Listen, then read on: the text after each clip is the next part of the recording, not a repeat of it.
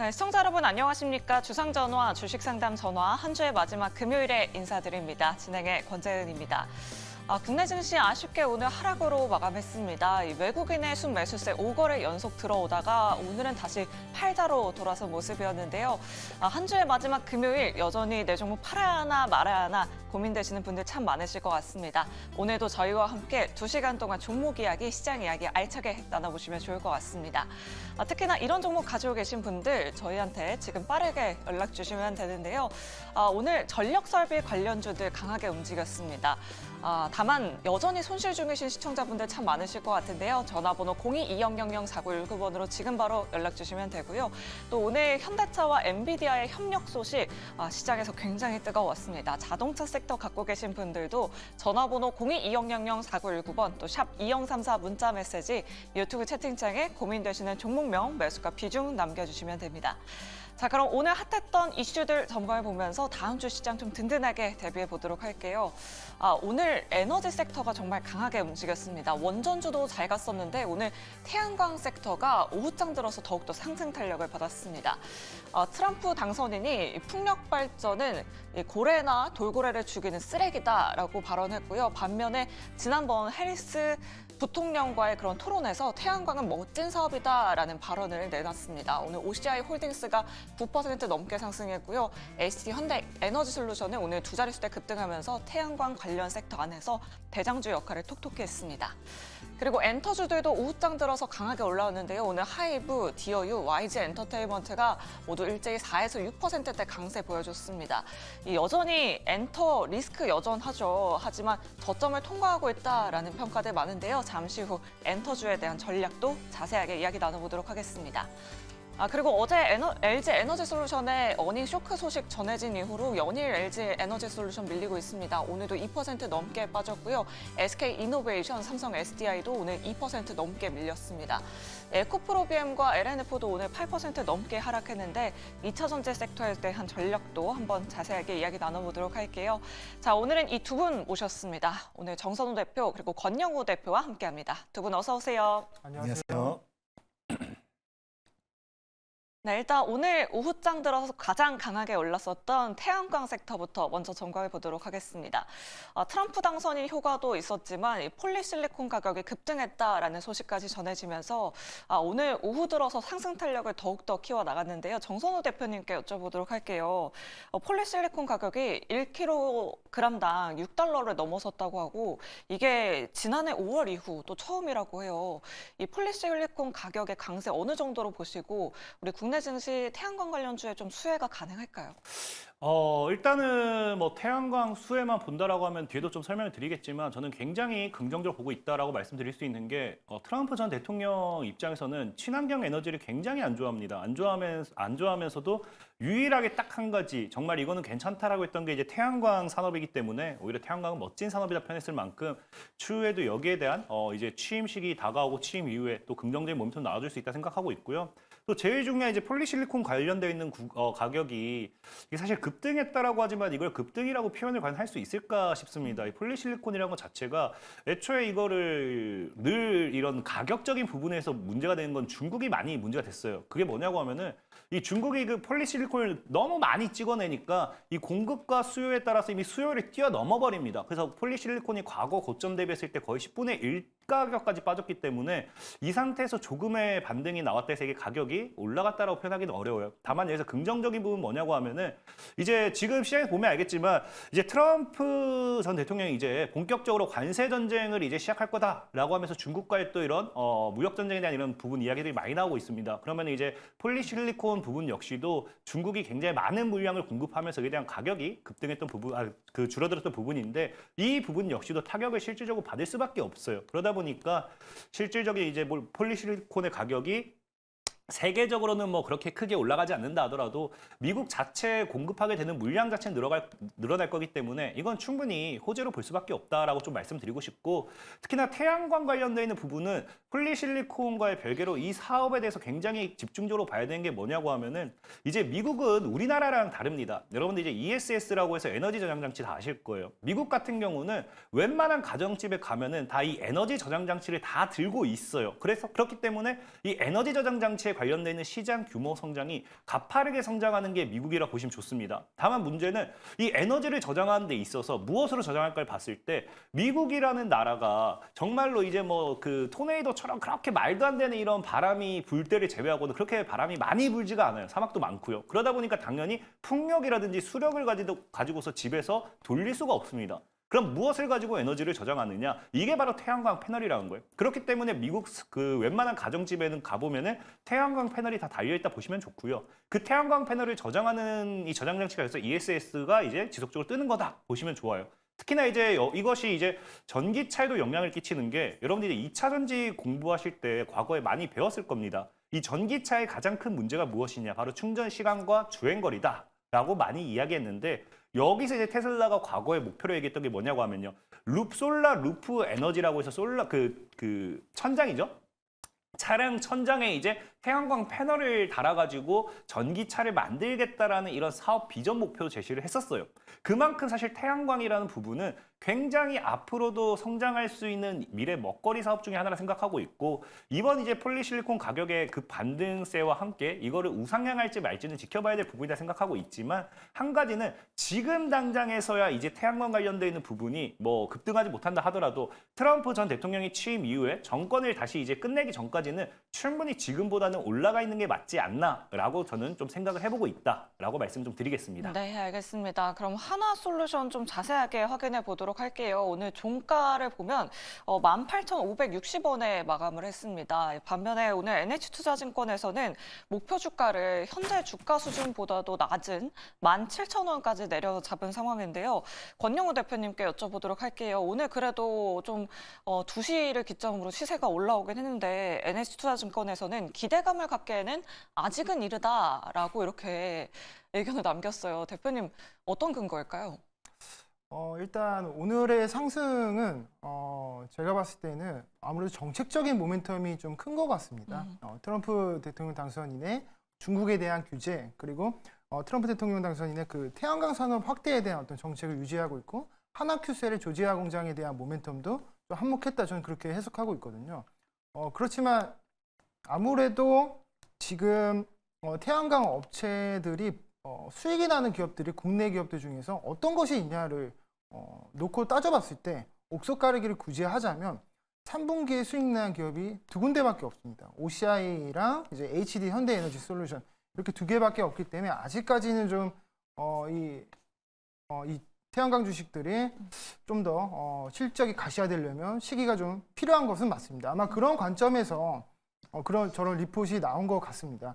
그래서 딱 그 뚜껑을 까보면 실적은 나지 않지만 오늘 이제 어떤 그 정책적인 모멘텀 그런 기대감 때문에 상승한 부분이 있다라고 보고 있고 근데 앞으로도 이제 그 중국산 태양광 제품에 대한 규제가 어쨌거나 지금 최대 한 250%까지 지금 관세를 부과하고 있는 상황이고 중요한 것은 이제 그동안 중국에 이런 폴리실리콘에 대한 수출이 앞서서 이제 정선호 대표님 설명을 해주셨지만 이런 가격 덤핑 문제가 상당히 컸습니다. 그래서 이게 전체 태양광 섹터에 안 좋은 영향을 끼쳤었지만 중국의 관세를 많이 많이 이제 부과를 하고 그리고 이제 동남아를 통해서 그동안 우회 수출했던 경로도 지금 차단한다고 하고 있거든요. 그러니까 이런 부분들이 국내 기업 그리고 유럽 쪽도 그렇고 전체 글로벌 태양광 시장의 기업들의 조금 긍정적인 모멘텀으로 작용하는 것은 맞다. 저는 그렇게 보고 있습니다. 그래서 좀 더 이런 정책적인 것들이 강화가 된다면 우리나라 기업들도 충분히 수익성 있는 그런 시기가 다가오지 않을까라고 생각하고 있습니다. 네, 알겠습니다. 태양광 관련된 기업들 실적은 여전히 부진하긴 하지만 그래도 미중 갈등에 대한 수세 트럼프 당선 이후로 좀 기대해 볼 수 있다라는 의견 잘 참고해 보시면 좋을 것 같습니다. 그럼 원전 섹터는 어떨까요? 정선우 대표님께 여쭤보도록 할게요. 오늘 원전 한미 동맹이 체결됐습니다. 팀 코러스라고 하는데 그동안 미국 웨스팅하우스의 이 지적 재산권 문제가 계속해서 좀 주가의 발목을 잡았었잖아요. 이제 좀 바닥을 찍고 원전 섹터가 반등을 해줄 수 있을까요? 이거는 제가 예전에도 한번 많이 설명을 드렸던 부분입니다. 사실 많은 분들이 이 소송만 관련해가지고 잘 모르죠. 그러니까 소송이라고 하니까 굉장히 이게 리스크구나, 무섭구나 생각하시는 분들이 악재구나 많은데 항상 생각하신 것 같아요. 맞습니다. 많은 네. 분들이 이걸 진짜 악재다, 무섭다 생각하는데 사실 이 웨스팅하우스 같은 경우는 예전부터 계속해서 뭐 이게 우리나라가 뭘 하려고 하면은 그때마다 발목을 잡았고 소송을 걸었던 이력이 있는 상황입니다. 다만 문제는 그 당시에도 실질적으로 패소를 했던 부분이기 때문에 이번에도 사실 문제는 된다고 생각했던 적은 없어요. 생각했던 적은 없는 부분이고 방금 이제 앞서 앵커님께서 말씀드렸던 것처럼 이제 이 원전 관련해 가지고서도 이런 한미 이런 계약 체결이 나왔기 때문에 이거는 뭐 부분적으로는 거의 그냥 해소가 되었다라고 사실 보는 게 좋습니다.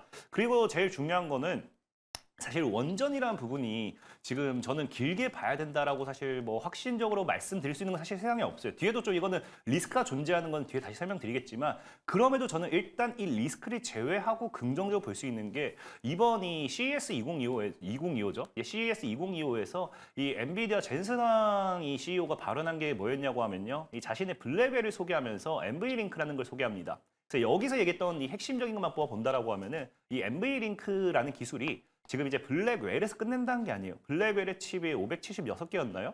엄청 많은 칩을 이제 지금 이 블랙웰 칩 한 개라고 하면은 그거를 다량으로 이제 연결할 수 있는 기술이 NV링크라는 기술이 될 거고요. 이 기술을 통해서 초거대형 칩을 하나 만들 거다라고 이야기를 했습니다. 그럼 그 칩 하나가 끝나는 게 아니라 그 칩을 또 하나하나 쌓아서 뭘 만드느냐? 데이터 센터가 아니라 AI 팩토리를 만든다라고 했어요. 그 말은 즉 무슨 말이냐? 지금 이제 블랙웰이라는 부분에 있어서도 이야기를 했을 때 전작 대비해서 이제 전력 소모율이 굉장히 올랐습니다. 다만 이제 한 개를 썼을 때 전력은 증가하겠지만 전작 대비해서 성능이 2배, 3배 증가했기 때문에 사실상 효율성은 증가한 거예요. 다만 어쨌든 중요한 거는 이 데이터 센터가 아니라 AI 팩토리로 넘어간다는 거는 그만큼 블랙웰에 대한 이런 것들이 엄청난 많은 사용량이 증가한다라는 거고요. 거기에 대한 전력 소모량을 감당하기 위해서는 발열도 잡아줘야 되는 거고 전력도 잡아줘야 돼요. 그러다 보니까 최근에 이제 발열 관련돼 있는 액침 냉각 관련된 기술 수혜주들이 움직였던 부분이고 전력 관련돼 있는 부분에서도 반드시 따라와줘야 되는 건데 이 전력에 대해서 이제 이슈를 받을 수 있는 거는 우리가 SMR 원전이죠. 과거부터 데이터 센터의 이 증설이 이 전력 부족 현상이 해결법이 원전이다. 이거라고 이야기를 했기 때문에 여기에 대해서는 굉장히 긍정적이에요. 다만 이제 리스크를 제가 이제 아까 방금 말씀드렸던 이런 것만 봤을 때는 원전을 지금도 사야 됩니다라고 이야기하고 싶지만 지금 리스크가 따라오는 게 이제 여러분들도 알다시피 현재 이제 그 탄핵 이후에 조기 대선이라는 이런 것들이 또 따라오고 있잖아요. 탄핵이 지금 뭐 헌재에서 아직 결정은 안 났지만 그럼 이게 만약에 탄핵이 지금 부결이 됐을 때, 안 됐을 때, 헌재에서 만약에 탄핵을 인용 안 했을 때 그때는 굉장히 이제 원전에 대한 긍정적인 걸 바라보면 돼요. 근데 만약에 탄핵이 가정하면은 그 뒤에는 조기 대선이 따라오는데 누가 정권을 잡냐에 따라서 우리 이전 정권에서는 탈원전 정책이었습니다. 그러면은 원전을 아무리 좋게 본다 하더라도 만약에 진짜 조기 대선이 진행됐을 때 탈원전 정책이 갑자기 또 다시 진행된다. 그러면 이게 또 타격이거든요. 그런 부분이 리스크라는 거지. 지금 저는 원전주 이런 리스크를 생각하지 않는다라고 하면은 지금도 사실은 매수하는 게 맞다라고 좀 말씀을 드리고 싶어요. 네, 알겠습니다. 원전 섹터는 한미동맹 굉장히 긍정적이지만 여러 가지 정책적 리스크들은 여전히 남아있다라고 이렇게 의견 주셨습니다. 다음으로 살펴볼 섹터는 엔터 기업들입니다. 오늘 오후장 들어서 오히려 엔터 기업들 참 많이 올라왔는데요. 증권가에서 지금은 아직 팔 때가 아니다라는 의견이 나왔습니다. 이 부분은 권영우 대표님께 여쭤보도록 할게요. 뭐 이제 BTS도 완전체로 활동을 한다고 하고 4분기에 뭐 연말 콘서트 효과 톡톡히 노렸을 텐데 실적 시즌 앞두고 엔터주 지금 담아야 할 때일까요, 대표님?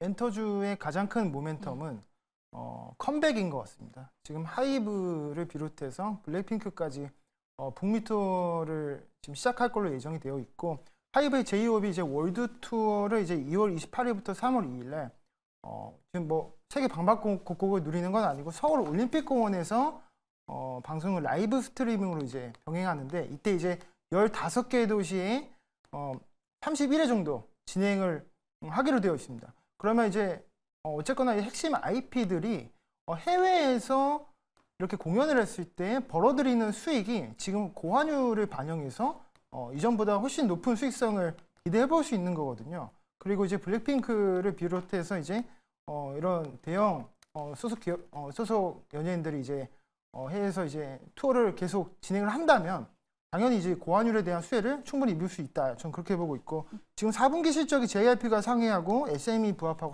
하이브랑 YG는 하회했는데 이게 아마도 그 엔터에 대해서 제가 적극적으로 이렇게 챙겨보는 것은 아니지만 이제 인기가 많은 그래도 BTS나 블랙핑크 쪽이 이 소속 기업들이 IP 관련해서 수익성이 좀 대체적으로 좀 높지 않을까라는 그런 긍정적인 전망 드리고 있습니다. 네, 알겠습니다. 여전히 엔터 업종에 대해서 긍정적인 의견 남겨주셨습니다. 그러면 2차 전지 섹터는 어떨까요? 어제 이어서 오늘도 또 추가적으로 밀리는 모습이었습니다. 4분기 실적에 대해서 이 증권사들은 여전히 흐림 전망을 내놓고 있는데요. 정선우 대표님께 여쭤보도록 할게요. 오늘 그 셀 3사가 다 2%씩 밀렸어요. 사실 1월 첫 번째 거래일에 신저가 찍고 그 중국 모멘텀 받으면서 다시 좀 반등을 해줬는데 다시 한번 이제 신저가를 트라이 하는 건지 아니면 지금이라도 뭔가 저점 매수의 기회로 삼아봐도 되는 건지 어떤 의견이실까요?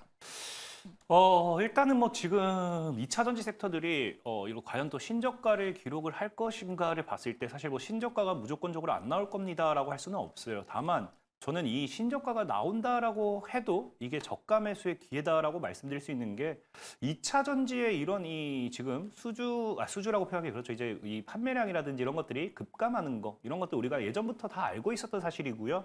2차 전지는 사실 트럼프 전 대통령이 이제 당선이 됐던 그 시점부터 해가지고 이제 IRA 폐지라든지 정말 다양한 악재들이 겹겹이 겹치면서 그냥 완전히 하락으로 이제 밀렸던 종목 중에 하나다, 업종 중 하나다 보시면 좋습니다.